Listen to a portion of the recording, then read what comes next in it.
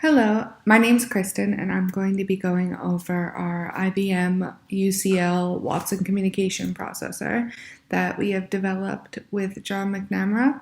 I will go over the team at the end, but our team consisted of Nora, Babatunde, Yiming, Ryan, Xiaofang, Kristen, me, and Asia. So we wanted to solve a problem that essentially plagues millions: verbal communication difficulties. So there's many reasons why people can have verbal communication difficulties, be it they've had a brain injury from an accident, they were born with mutism, or they had it selectively due to mental health. There can be many reasons for this. In the UK alone, there are over 2.5 million people with speech or verbal communication needs. So, there are current solutions. There are things like text-to-speech, where they can type out the sentence that they wish to speak and it will automatically voice it for them with an automated voice. Or they have canned response systems. So these are like a piece of paper with phrases or expressions on that they can point to communicate, or applications that will have lists of categories such as food. So they'll click on that and it'll have options such as I am hungry or when is lunch, or, just generic phrases that they wish to speak about.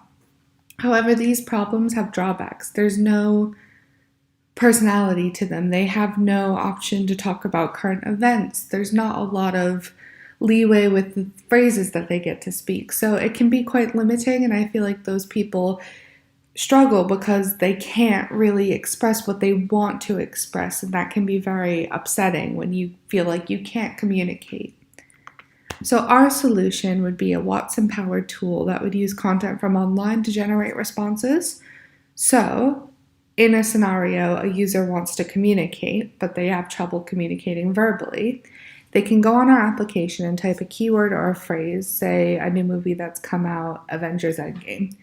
That will then search on Twitter and pull all the relevant tweets that relate to that phrase, and then those tweets get sent to Watson to be filtered for tone and content, so you can check for a positive tone to ensure that you're not getting any inappropriate tweets. Those results are then presented in a list to the user of about 20, and the user can then select the opinion that they think is most similar to what they wish to express. That will then be voiced using the text-to-speech, and their friend will be able to hear their thought. So this allows the user to kind of approximate with online information. So the user says, I really liked this new movie came out, or I don't agree with this new political event that's happening. Likely there are going to be people online who have expressed that opinion in some form already. This gives them the ability to talk about current events and express a wider range of opinions other than I like this thing or I don't like this thing, as many tweets say, I don't like this thing because X, Y, and Z. To achieve this, we'll be using the following tools. The core of our application is Node.js. It is a JavaScript environment with caching abilities that will allow us to create a progressive web app, an application that will offer partial offline functionality. The brainpower behind our application is Watson, which we will connect to via Node-RED. Node-RED is a programming tool that will wire together APIs and will allow us to connect our application, Twitter, and Watson. IBM's supercomputer Watson is going to be the AI power that will filter our raw tweets for tone, language, content, etc. We will also be using IBM's App ID. This is a secure authentication service we will use for our login infrastructure. As for our databases, we will be using PouchDB as a local database and Cloudin as our online database. These will work together to allow partial offline functionality while still backing up and connecting information online so that users can persist their data across multiple devices. We will also be using two APIs. Responsive Voice is a JavaScript API that offers over 50 languages and allows us to customize the speed, pitch, and gender of our text-to-speech. UserWay is another API we'll be using. It adds a plugin widget on top of our application that adds accessibility features such as higher contrast, larger fonts, etc., and is useful for our users to be able to actually use our application with their own needs. To build this system, we have a user that will connect via an application that will be a progressive web application built with Node.js. This will then connect to Node-RED to present the search. So Node-RED will take the search term, go through Twitter, send the tweets to Watson, collect those results back, and send them back to the application, all in a JSON format.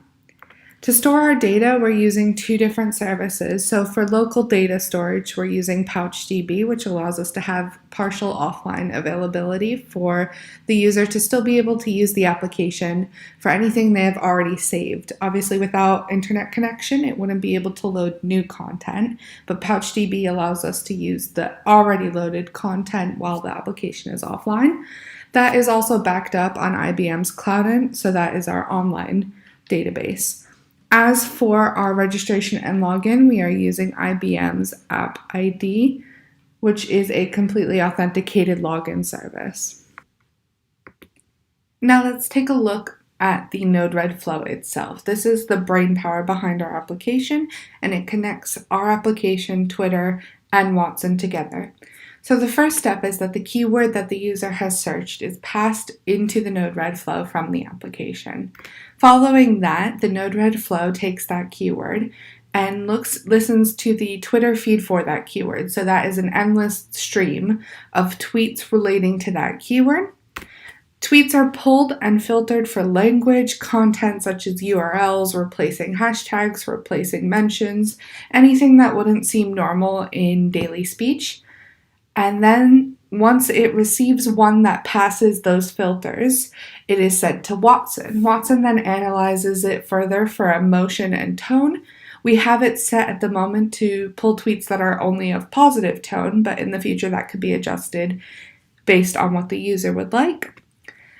Following that, once 20 tweets pass all of those steps, so it passes the filter, it passes the language test, and it passes the tone, we then cut the stream off. We send a blank message back to the Twitter feed, which cuts the feed off completely and packages up our 20 tweets that have passed the test. Those are then put into a JSON format and sent back to the application. So when we developed this project, we had a list of goals that we would like to meet or requirements.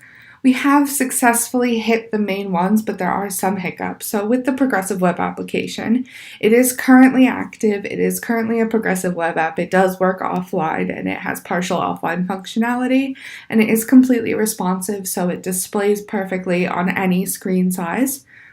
Currently, users can register an account. The ability to edit account details is currently lacking the features that we originally wanted, only because at the moment they can only edit their password and name. They can't change their email if they would like to, and there's no customizing options on their actual profile for like icon or about me or anything that would make the application feel a little bit more personal, which we do want, but currently wasn't the focus. For data persisting, PouchDB, like I explained earlier, holds the data offline, and then whenever it's connected online, it syncs to our Cloudant database. This allows it so that if the user logs in on multiple devices, say they have a tablet and a phone, they will have their data persist across devices.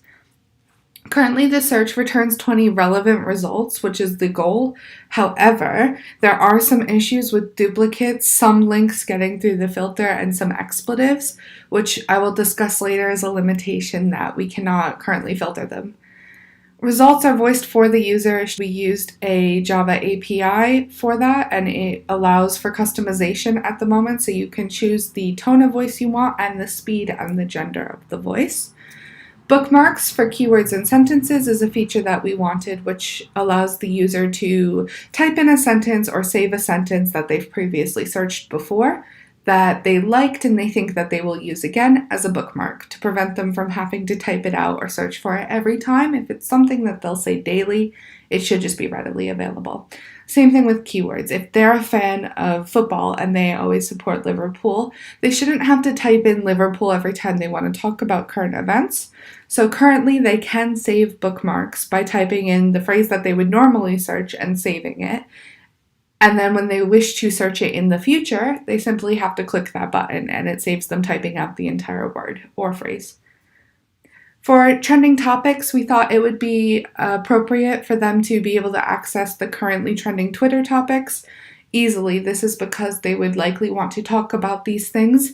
Anything that's a current event is typically what people talk about. So a new movie's come out, there's been an election, anything like that. That is things that people are going to want to talk about in daily conversation, and preventing them from typing out those phrases when they're already popular is just another step to make this as fast as possible for the user. Also, history. Users may type things that they want to talk about frequently. If they've typed it that one time and haven't saved it as a bookmark, preventing them from searching it all the time, they can actually just look at their history. It's organized by date and then by phrase that they've typed, and within the history, they can still use the text-to-speech. So if they saw something that they want to say again, they simply go to the history, click on that search, and then click on the result that they want. So they don't have to kind of hunt for things that they've already seen, and they can quickly access searches they've already done without that internet connectivity. We originally planned for a conversations feature. This would allow users to group their search history based on the person that they are speaking to. So say they are speaking to a friend, to their mom, to their brother, they would then be able to group those searches together. And the idea behind this was that you typically talk to people about similar things each time you talk to them. So say you talk to your mom about the weather a lot, that's grouped. Say you talk to your brother about politics, that's grouped. Say you talk to your friend about video games, that's grouped. And then in the future, you would be able to have your histories customized based on the person you're talking to, making conversations faster. However, this feature was pushed back for a rework stage due to feedback from the ACE Center. The ACE Center is a group of technologists who specialize in communication technologies for the communicationally challenged.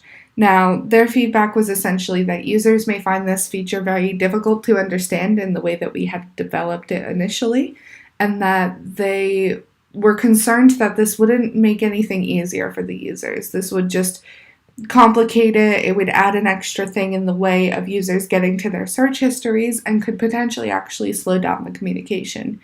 So we have decided to pull back and rework the feature. We have some ideas about how we would implement it, but based on time constraints, we haven't implemented it in this version. As for the application itself, it is currently live, and there is a link and our GitHub included in the document alongside this presentation I will be sending over. This is just an idea of what it looks like. So on the tablet or on the phone, this is also accessible on desktop or any device with internet communication. It will have your welcome page. So you're not logged in here. This is just what it looks like if you visit our site for the first time. You can immediately search, typing in here, and these are the trending topics I was talking about. So this is right when the New Zealand terrorist attack unfortunately happened, and if somebody wanted to speak about that, they can immediately click on that and it will search without typing. Again, this is just what it will look like on phone. This allows you to know what the difference is if you want to register for an account. So if that's difficult for a user and they're not technologically capable, they don't have to do it. They don't need an account, but the account gives you those bookmarks and history features that we were talking about. From there, if you were to register an account, you then get the access to the keywords bookmarks and the sentences bookmarks. Now, these will show up on your main screen. The point is that they are readily available. You can go into the bookmark tab and actually add and change and edit them, but you've got them right there ready to go on your search screen. If you actually make a search, what happens is the keywords and sentences are pushed down and the search results appear above them. This is so that you can quickly make a secondary search, so you've never have to go back to get to your keywords or sentences. The trending topics stay there, the phrase search or speak is still there, and then you've got your results. The results are a list of 20, so you can scroll through and click on the one that's most appropriate to what you think, and then you will have it voiced for you. Now, if you wanted to say something that's not searchable, such as I am cold or I am hungry, like we discussed earlier with the text-to-speech apps, you don't really search Twitter for those, so you do have the option here to speak. So anything you type here, if you click speak, it will simply voice to text that sentence for you. It allows this to not only be a new way to communicate, but it replaces the old way as well, so the user doesn't have to rely on two different applications. Following that, we also have UserWay, which is a plugin that allows us to add accessibility features to our application. So users that have verbal communication needs may also have other accessibility needs, such as higher contrast ratios, needing bigger text, having difficulty with links. So some people have contrast issues where they need links highlighted for them. UserWay allows all of those features on the device automatically, so even if we were to change the application, those will always persist, and it's all there for the user. This information also persists for their account, so anything that they choose will then be saved, and then the next time they log in, those features will still be set. Here is a live demonstration of our application that we are speeding up just so you can see what it would look like actually using the application. This hasn't recorded any audio, but when you do click on the results, when they turn red, those are voiced for you. This also shows the login process, which then gives you the keywords and bookmarks I talked about, and it will show you a couple other searches that are happening. This also shows the history page, so as I discussed, you can go through your full history and still voice things that you have already searched for. These are grouped by date and by search term. This also shows adding, editing, and deleting bookmarks for you, so you can see that the user can customize that. The account page, change password, and to log out and return the application.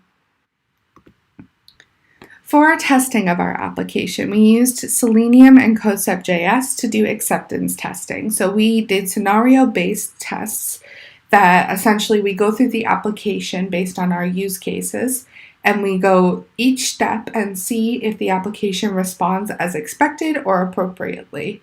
As for progress, our application consists of 5 core pages, so we've got 5 main parts of our application that we have written test cases for. We've written over 20 scenarios covering each core page. We are concerned that we have written some bias testing just because of our time limitation and the small sample of our tests. So we know that the application works. We were more concerned with the actual results that we were getting than testing right now, just because it is a prototype. So our testing has been done to an extent, but it is potentially biased. As for performance and UI testing, we were only able to perform monkey tests as opposed to user tests. So we used a dumb monkey test just to simply say that our application won't crash based on a user just being a typical user and clicking around. We weren't able to produce any real user tests, which I will discuss now. As for our limitations, our biggest concerns are our results and our user feedback. So for results, we have the constant battle of speed versus quality. As it's a communication app, we need the speed to be there, but of course you always want to strive for better quality. So with the current Node-RED flow, we filter for English language, URLs, mentions, emojis, etc. However, based on the way that Twitter feed handles its tweets, we do get duplicates because mentions are considered 2 separate tweets. Retweets are also considered 2 separate tweets. As for the results, we do sometimes have expletives that get through our filter, we get emojis that get through the filter, and sometimes links. The more we filter to get rid of these issues, the search gets slower. The reason for this is because Node-RED is single-threaded. We can't be searching or filtering 2 things at the same time. This also means that our application is very much a prototype in that if one user is using our application, another user cannot search until the first user's search has been completed. So going forward, we need to figure out a way to either thread Node-RED or to take our code out of Node-RED and put it into our own threaded solution with Watson. As for user testing, we haven't been able to carry any out just because the user base that we are concerned with are very vulnerable. It's not something that we can easily get volunteers to test out, and it's something that we need to be very considerate and concerned with our ethical approach to. However, we are in contact with the ACE Center, whom I mentioned earlier, which are a charity group of technology specialists for communication technologies. and they are attempting to see if we can get some users who are willing to give us some user feedback on our application. Going forward, we have some main features that we need to work on versus some concepts that we would love to include in the application. So for our main features, our settings are currently lacking. We have accessibility settings, however, we don't have any other settings such as allowing the user to actually access the responsive voice features. Threading the Node-RED results is again a huge issue that we discussed in the previous slide. We need that to work for our application to become viable. Right now, it's a prototype specifically because only one user can be using it at a time, let alone the speed results issue where you want to filter more but can't. For an account, we want to add features such as live user statistics and profile pictures, which I had mentioned earlier. This will allow the application to feel whole and the user to feel more personalized with the application. And accessibility issues, user-way settings will persist throughout that device. However, it should persist across different devices. So at the moment, if you log in on your iPad, let's say, it will remember your accessibility settings, but if you log into that same account on a tablet or another tablet or a phone, it will not remember. So that's something that's very important for us because the users need to be able to have that settings remembered. As for additional concepts, there are a lot of ways we can go with this prototype, and we've come up with a handful of them here. So you've got the idea of in-depth user profiles, which will allow users to answer some questions about themselves, fill out some details about themselves, and potentially customize the results that they're getting, the suggested tags that they have, etc. We would also love to pull additional data sources. So pulling content from Twitter is a good coverall of the internet's opinions. However, it would be great to include things such as Amazon reviews, Google reviews, YouTube comments, literally anything that we can get content from would be really great. Photograph searching would be an amazing feature, such as scanning a barcode and being able to pull up the Amazon reviews of that product so that you can quickly discuss things that you've used in your daily life or want to comment on a product that you think it's overpriced or that you like it or however. Pulling information from other applications would be great as well. Say the person uses Netflix and they want to talk about some film that they had watched last night. If we connect to Netflix, we would be able to automatically suggest that information for them. It may also allow us to get better customized results. Guest user features would be amazing as well so that we can have a local bookmarks and history for those users who do not wish to sign up for an account. Naturally, this wouldn't persist across device, but within that local device, it would be great. Social media integration is the similar idea to pulling information from other applications. Just the idea that if we could get the user to link their personal Twitter or their personal Facebook accounts, we could get more information about the user to customize the results further and offer them more appropriate suggestions. Conversation grouping is the feature that we discussed earlier, which is currently being reworked. Our new idea for this feature is to allow users to have their conversations naturally with the application and then go through their history later and group the conversation that they found appropriate. So if they found a search that, they were on a roll, they found a lot of things that they like to say about it, and it's something that they think they will talk about later, they can then go into the history and group it into a conversation. Essentially, it is being reworked from its own search page to a more thorough bookmark system where you've got multiple searches within one bookmark. Advanced bookmarks would also just be a feature that allows us to have potentially, grouped searches. So say there's 3 different search terms that they'll always use together. They can group those in a bookmark together. And search prediction is just an idea that we want to figure out what people search, track their records, see if we can get our predictions on track where we will actually be able to see what they're going to search next, most likely, and potentially load up those results to improve our speed. Thanks for listening. This is the team that worked on this project. So we have Nora, who is in charge mostly of testing and the user opinions on the application. Babatunde, which is our chief kind of Node-RED coder. He also did a lot of the Node.js work. Yiming did most of our front end and our kind of like JavaScript, which was really great. Ryan worked on our Node-RED flow and he was amazing with it. He got it completely working through a bunch of hiccups we had. Xiaofeng did all of our connections, so making sure the application's front end and back end and Node-RED and the databases were connected. My role in the project was to get everybody on the same page and sort out all the planning and documentation for our project. Asia worked with Xiaofeng to make the front end and the back end connected, as well as that she really helped with getting all of our APIs connected. She got the text-to-speech working, she got the useway working, and got everything really connected and put together. I'm really happy with our team, and everything, like I mentioned, is available in the documentation I'll be providing along with this. Our code is available on GitHub at the moment with instructions on how to take over the project, as you need to import the Node-RED flow and move the IBM accounts onto your own accounts. As well as that, we have the live application. It is not currently maintained as we are all working on some summer projects at the moment, theses and group projects. However, we do wish to reapproach this project when available. That is all included in the documentation provided. So thank you.